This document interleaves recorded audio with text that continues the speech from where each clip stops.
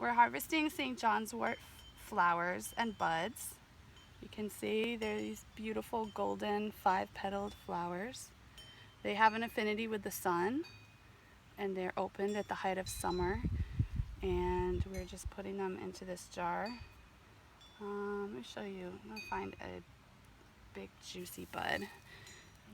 They're golden like the flower, but when you squish them, they're purple.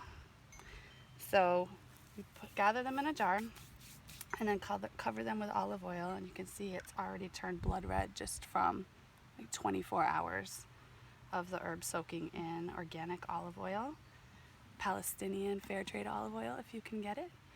So some people harvest the top 6 inches of the plant, and that way you're getting the leaf and the flower and the bud, but you're also taking the seed, and so the plant isn't completing its life cycle and it won't be able to reseed itself for the following growing season.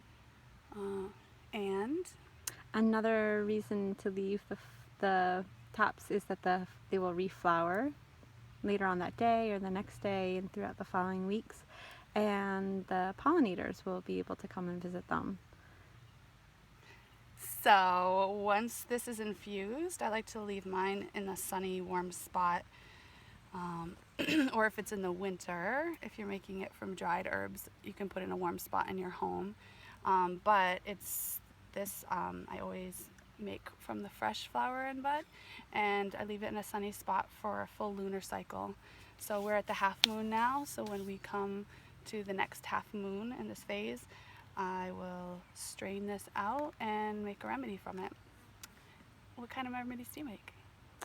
I think I most often use St. John's wort oil for regenerating nerves. So when there's nerve damage from surgeries or something, to use it topically, and sometimes internally as well, but when we're using the oil, using it topically for regenerating nerves. Yes. It also has protective qualities, like energetically protective. So when I make remedies that I'm sending to the US-Mexican border, for No Mas Muertes, No More Deaths, and other organizations, I really like to use this in an all-heal salve or a muscle salve because it's anti-inflammatory. It's also really good for burns and minor wounds in general. Anything else? Also, because it has that affinity with the sun, using it for sunburns, but also leading up to the sunnier seasons.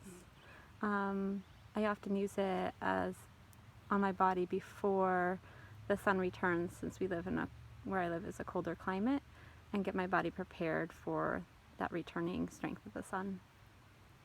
Yay. And I just made sunscreen with St. John's wort infused olive oil as the base and some other ingredients. So that's another use for it. Ta-da!